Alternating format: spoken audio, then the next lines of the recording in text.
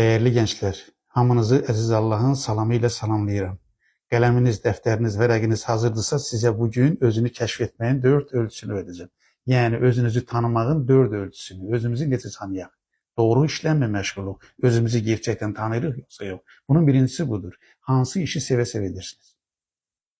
İnsanı özünə tanıdan ən önəmli ölçünün biri budur. Hansı işi sevə-sevə edirsiniz? Ancaq bu yetməz. Çünki bəzən insan sevmədiyi işləri də, daha doğrusu xeyirli olmayan işlərdə sevə-sevə edə bilir. Ona görə bir ölçü yoxdur. İkinci ölçü gəlir. İkinci ölçü budur ki, o sevə-sevə etdiyiniz iş xeyirlidir yoxsa yox?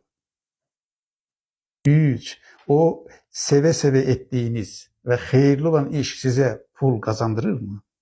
Gençlerin pula ihtiyacı var, servete ihtiyacı var, çünkü inkişafa ihtiyacı var. İnkişafın, büyümeyin esaslarından biri de servettir, halal kazançtır. 4. O seve-seve ettiğiniz, hayırlı olan, size servet kazandıran iş hem de başkalarına hayır verir mi, vermir mi? Özünü keşfetmek ne için önemlidir? Çünkü özünü keşfetmeyen insan ne bu hayatta uğur kazanabilir, özünü gerçekleştirebilir, ne de huzur tapabilir.